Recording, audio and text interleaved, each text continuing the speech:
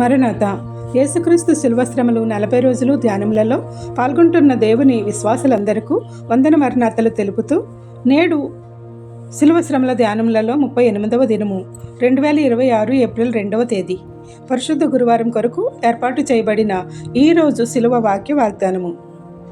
పరిశుద్ధ వారంలో కొనసాగుతున్న మనము ఇప్పటి వరకు యేసుక్రీస్తు శిలువపై పలికిన 7 మాటలను ధ్యానించుకొంచున్నాము.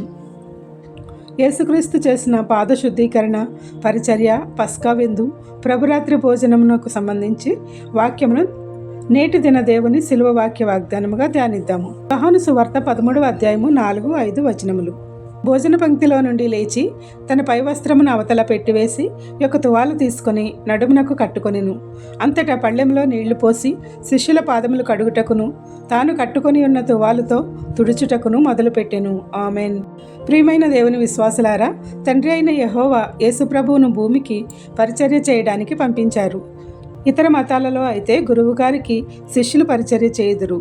మన మార్గంలో అయితే గురువుగారే శిష్యులకు, విశ్వాసులకు పరిచర్య చేయుదురు, పాద శుద్ధీకరణ చేయుదురు. ఆ విధముగా నడవాలని యేసుక్రీస్తు మాదిరికరముగా తన శిష్యులకు బోధించెను. ఆయనే స్వయముగా పాదాలు కడిగెను. ఇస్కరియోతు యూదా కూడా పరిచర్య చేయించుకొనెను. ఇటువంటి పరిచర్య ఎంతటి పాపినైనా కరిగించి మార్పు చెందిస్తుంది. యూదాకు ఈ పరిచర్య తన హంతక మనసును మార్చలేకపోయినది. అయితే ఇది లేఖనముల నెరవేర్పు కొరకేనని మనం గ్రహించాలి. యేసుప్రభువు సమయం పరిపూర్ణమైనప్పుడు ఆయనను పంపిన పనిని ముగించుకొని వెళ్ళవలసినది. ఆ సమయం ఆసన్నమైనదని తెలియడానికి పస్కా పండుగ ముంగుర్తుగా ఉన్నది. యేసుక్రీస్తు ఆజ్ఞ ప్రకారము శిష్యులు సిద్ధపరిచిన భోజనమునకు కూర్చున్న ఆయన శిలువకు ఎలాగూ తాను అప్పగింపబడునో, ఎవరు అప్పగించుదురో ఖరాఖండిగా వారికి తెలిపిన దానికి 12 మంది శిష్యులు కలవరపడిరి. అయితే ఎవరు అప్పగించుదురో ఆయనకు తెలుసును. తనను బహిరంగపరచుచున్నాడని యూదాకు తెలియను. నాతో పాటు పాత్రలో చెయ్యి ముంచువాడే నన్ను అప్పగించువాడని చెప్పగా, యూదాకు తన కుట్రలు, తన అంతరంగము యేసునకు తెలిసిపోయినదని అమాయక మనిషి వలె, గొర్రెతోలు కప్పుకున్న క్రూర మృగము వలె నేనా అని ప్రశ్నించెను. యేసయ్య కూడా ఖరాఖండిగా నీవు అన్నట్టే అని చెప్పెను. ఆ తదుపరి భోజన క్రమం కొనసాగించుచు ఒక రొట్టె పట్టుకొని ఆశీర్వదించి, ఇది నా శరీరమని, గిన్నె పట్టుకొని కృతజ్ఞతాస్తుతులు చెల్లించి, మీరందరూ దీనిలోనిది త్రాగుడి, ఇది నా రక్తమని, ఇది పాప క్షమాపణ నిమిత్తము అనేకుల కొరకు చిందింపబడుతున్న నిబంధన రక్తమని, తాను శిలువపై చీల్చబడే శరీరమునకు సాదృశ్యముగా రొట్టెను, చిందింపబడే రక్తమునకు సాదృశ్యముగా ద్రాక్షరసమును ఇచ్చి వారికి దేవుని ప్రత్యక్షత చూపించారు. ఆ తర్వాతే గెత్సెమనే తోటలో శిలువకు సిద్ధపాటు ప్రార్థనకు శిష్యులతో కలిసి వెళ్ళెను. రోకల కోసం యోధా పోయెను. ఈ యోధా విషయంలో యేసుక్రీస్తు వారు ఆ మనుష్యుడు పుట్టకుండా ఉంటే బాగుండుననెను. అతనిపై రాబోవు శాపములు, ఉగ్రత కొరకు చింతించినారు. ఎందుకంటే ఒక్క ఆత్మ ఆయనను నశించిపోవుట ఆయనకు ఇష్టం లేదు గనుక.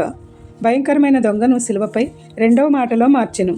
తాను మరణించిన తర్వాత బందిపోటు దొంగకు మారుమనసు కలిగించెను. మరి యోధాకు ఎందుకు అంత శిక్ష విధించెను? అతని హృదయము పాపవ్యాధితో నిండిపోయినది. యేసుతో ఉన్న సమయంలో పశ్చాత్తాపం చెందకపోయెను. యేసును అప్పగించిన తర్వాత పశ్చాత్తాపం కలిగెను. ఏమి ప్రయోజనము? యేసును కొరడా దెబ్బల వలన చిందింపబడిన రక్తముతో ఆయన సజీవముగా శ్రమలను అనుభవిస్తున్నప్పుడు ఆ రాత్రిలోనే యూదాకు హృదయం కరిగినది. తాను తీసుకున్న రోకలను తీసుకుని మరలా మతాధికారుల వద్దకు వెళ్ళి అపరాధం చేశానని పశ్చాత్తాపపడినను. వాటిని వారు తీసుకొనలేదు, భయపడిరి. వాటిని రక్తక్రయధనముగా ప్రకటించారు. కావున ప్రియమైన సహోదరి, సహోదరుడా, శిలువ ధ్యాన పరులారా, శిలువ వాక్యములతో రోజు నింపబడుచున్న వారలారా, ఆయన ఇచ్చే రక్షణ కలగాలంటే సమయం సద్వినియోగం చేసుకొని శిలువ దగ్గరకు చేరుదాము. కన్నీళ్లతో కఠిన మనసు కరిగించుకుందాము. ఏదైనా సమయం అనేది చాలా విలువైనది. ఈ 40 రోజులు ధ్యానములలో చివరి రోజులలో ఉన్న మనము దేవుని సన్నిధిలో శిలువనాథుడైన యేసుక్రీస్తు శ్రమలలో మన శ్రమలను కొట్టివేసుకోవడానికి ఇదే సరైన అనుకూలమైన సమయం. మన ముందు ఎందరో గనులైన వారు గతించిపోయి ఉండవచ్చు. మనము వారికంటే గనులము కాదు. కానీ ఎందుకో దేవుని యొక్క ప్రణాళిక మన యందు ఉన్నది కనుక సజీవులుగా వాక్యం వినుచున్నాము. విన్న వాక్యము శరీరాత్మలోనికి దిగిపోవుచున్నది. ఆయన కృపలో సజీవులుగా ఆరాధించగలుగుచున్నాము. ఇప్పటికైనా ఈ సదావకాశం కోల్పోవద్దు.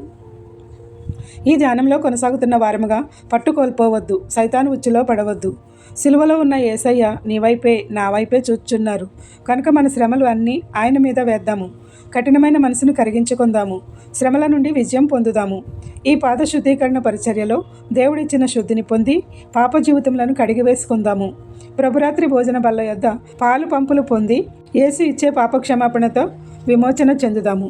ఇట్టి ధన్యస్థితిని శిలువనాథుడైన యేసుక్రీస్తు మనెల్లరికూ అనుగ్రహించి శిలువ ధ్యానములలో అన్నింటా సంపూర్ణ విజయములతో యేసయ్య రక్తంలో పరిశుద్ధులుగా వరములను పొందే భాగ్యములతో నింపునుగాక. ఆమెన్. ప్రార్థన. మా పాపములను శుద్ధీకరించడానికి నడుము కట్టుకుని నీ బాహువుతో పట్టుకున్న నాదా, నీకు కృతజ్ఞతాస్తుతులు చెల్లించుచున్నాము. పస్కా బలి పశువుగా మా పాపముల కొరకు బలియాగం చేసిన శిలువనాథ, మమ్మల్ని నీ కన్నబిడ్డలుగా అంగీకరించి నీ పాద సన్నిధిలో మా పాదములనే కాక మా శరీరంలోనూ నిలువెల్లా శుద్ధీకరించినందుకు మీకు స్తోత్రములు చెల్లించుచున్నాము. నీ శిలువ రక్తంలో మాకు పాప క్షమాపణ పొందడానికి మమ్మల్ని ప్రభురాత్రి భోజన పంక్తిలో నీ బల్ల ఎద్దుకు రాణించుచున్నందుకు మీకు స్తుతులు చెల్లించుచున్నాము.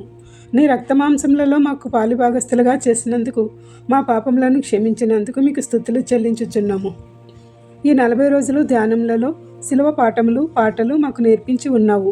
తద్వారా మేము మేలులు ఆశీర్వాదములు పొందుచున్నాము. మాకు పాపక్షమాపణ ఇచ్చి మమ్మను విముక్తులను చేసిన రక్షకుడైన యేసుక్రీస్తు నామమున అడిగి వేడి ప్రార్థిస్తున్నాము తండ్రి. ఆమెన్. తండ్రి యొక్కయు కుమారుని యొక్కయు పరిశుద్ధాత్మ యొక్కయు యేసుక్రీస్తు నామమున మా కోసం సిలువలో రక్తము చిందించి ప్రాణమును అర్పించి 3వ దినమున పునరుద్ధానుడైన యేసయ్య దీవెనలు ఆయన రక్తమాంసములలో పాల్గొన్న మనందరిపై నూరంతలుగా కుమరించునుగాక. ఆమెన్. ఇట్లా దేవుని సువార్త పరిచర్యలో మీ సహోదరి. Praise the lord. God bless you. అందరికీ మరణాత. ఈ విధంగా దేవుని వాక్య పరిచర్య కొనసాగించుటకు మమ్మలను ప్రోత్సహించుటకు ఈ ఛానల్ను సబ్స్క్రైబ్ చేసుకోమని కోరుచున్నాము.